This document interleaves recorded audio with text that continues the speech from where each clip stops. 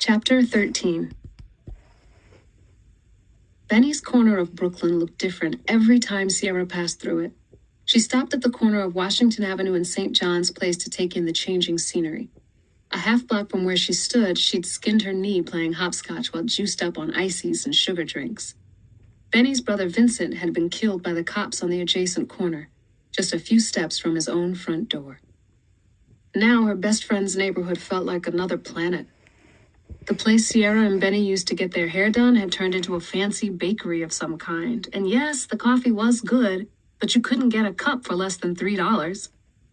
Plus, every time Sierra went in, the hip young white kid behind the counter gave her either the "don't cause no trouble" look or the "I want to adopt you" look. The takeover, as Benny had dubbed it once, had been going on for a few years now, but tonight its pace seemed to have accelerated tenfold. Sierra couldn't find a single brown face on the block. It looked like a late-night frat party had just let out. She was getting funny stares from all sides, as if she was the out-of-place one, she thought. And then sadly, she realized she was the out-of-place one. Benny jumped up from her bed as soon as Sierra walked in. "Look at you, fly girl!" She squeezed past Big Jerome and the two friends embraced. "Shut up," Sierra said, giving Benny a kiss on the cheek and extending a pound for Big Jerome. "What up, man?" "Is what it is," Jerome shrugged. "Just chilling, hanging with Miss B. I heard you got a hot date tonight with Weird Painting Dude." "Benny," Sierra hissed. To Jerome, she said, "It's not a date. He's not that weird. And yes, we're hanging out. That's all." Jerome rolled his eyes. "Okay, Sierra." "You ready for Extreme Makeover Brooklyn Edition?" Benny said. She settled back into the cushiony pillow throne on her bed and picked up a glass of tea-stained ice cubes. "It's gonna be fun and extremely painful, but mostly fun." "Yeah, listen," Sierra said. "I know this is kind of messed up, Jerome, but I gotta talk to Benny."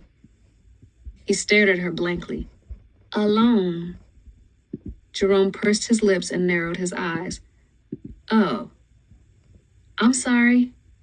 "Nah," he said, tossing a supposedly carefree arm in the air. "No doubt, I get it. Girl stuff." "Yeah," Sierra said. "For your date." "No, other girl stuff. You do realize girls have other topics of conversation besides dudes, right?" "I guess." "Anyway, it's whack to kick you out, I know, but nah, it's cool." Jerome was up, sliding himself awkwardly toward the door. Sierra felt crummy. "Thanks for walking me home," Benny said. "No thing, B." "At least you don't have far to go," Sierra said. "Yeah, just around the corner." He laughed lamely and was gone. Benny shook her head. "You're cold, girl. Ice cold." Sierra sat in front of her best friend's mirror.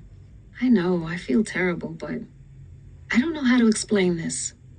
"What, you nervous about the date?" Benny stood behind Sierra and began combing out her hair.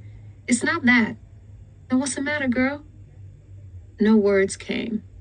How to explain it all? Where to even start? Benny narrowed her eyes in a pretty good imitation of her mom's suspicious face. "All right," she said. "I'll just start braiding this fro and tell you random gossip until you're ready to talk." She separated out a large section of Sierra's hair and started braiding it. "Did you know Pitkin dumped Butt Jenny?" "Already? The party was like yesterday." "Seems he moved on to bigger and better things." "Janice? Oh my God, Benny, she's like what, 80? "She's 18, Sierra, geez." Sierra laughed. And then it happened. She started talking. The whole weird situation poured out of her mouth. All the things she hadn't even known how to express to herself, from the crying murals to Grandpa Lazaro's strange, doomed fellowship, to Nydia the librarian and the search for this spirit, Lucera. "Dang," Benny said when she'd finished. "That's wild." "Pretty much," Sierra said, breathing a sigh of relief now that it was all out of her system, and her friend hadn't called her a raving lunatic. Well, not yet, anyway. "I've never heard of anything like that in my life. Basically, But still, there must be some explanation. You and your explanations. I can't help it, Benny said. I'm a scientist. That's what we do. We explain stuff. Benny had spent every year of the decade that Sierra had known her obsessed with one branch of the natural sciences or another. She had settled on zoology recently after having one eye glued to her telescope for what seemed like forever. I'm just saying, not everything is necessarily how it seems, okay? Okay, ow! Sierra wrenched her head away from Benny's fingers. Leave it! You can't leave a half-done braid. Come here. Hands returned to hair, and the yanking and tugging began all over again. Look, Benny said, glaring at Sierra's reflection in the mirror. I know you're excited about seeing Robbie tonight, but I really don't think you should be talking to him about everything that's going on. What? Why not? Think about it, Sierra. She began wrestling another strand of wily hair into submission. He's clearly all up in whatever that whole strange world is, Shadowshapers and all that. True. And he disappeared right when that creepy dude showed up at Sully's. Ow! Be easy. Anyway, he was trying to draw it off, I think. I'm just saying, you can't assume Robbie's on our side. What side are we on? Our side. We on our side. Just be careful, Sierra. That's all I'm saying. Do what you gotta do, but don't run your mouth about everything. Just keep that stuff to yourself. Sierra tried to turn her head, but Benny tugged her back. What are we supposed to talk about then? You know I hate small talk. Suck it up. What do you think the rest of us normal people do on dates? It's not a date. Whatever. Benny grabbed another 2 strands of hair and went to work. Sierra couldn't help but feel that her friend was enjoying herself quite a bit.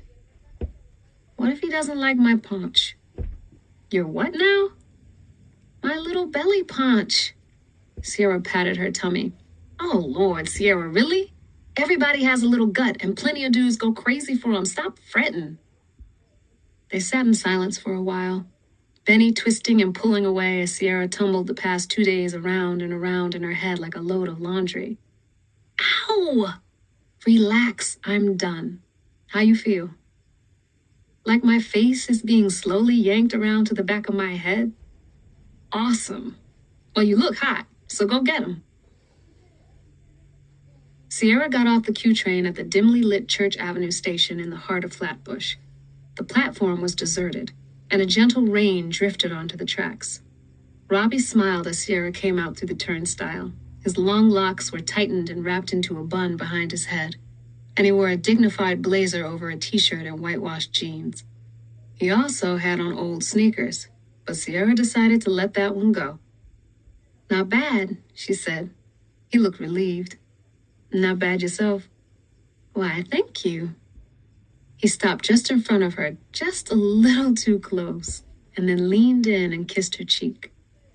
Hey, when did you get so slick? She said, pulling away. You're supposed to be the quiet, dorky type. Robbie laughed shyly. I am the quiet, dorky type, he said. I'm really, really nervous. Sierra felt her stomach relax a little. In fact, that move's all I got, really, and believe me, I rehearsed that like 6,000 times. He exhaled sharply, and she realized his fists were clenched at his sides. Okay, she said, laughing. You can relax, buddy. You're doing fine. Okay, he whispered. You ready to go? Where are we going? It's called Club Cal 4. I painted a mural for them. I want you to see it. You've been planning this for a while, Sierra said, her eyes narrowing. Either that, or you take all the girls there.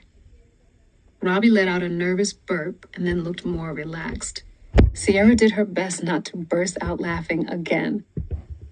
No, he said. I've been planning this a while. They walked side by side out into the night.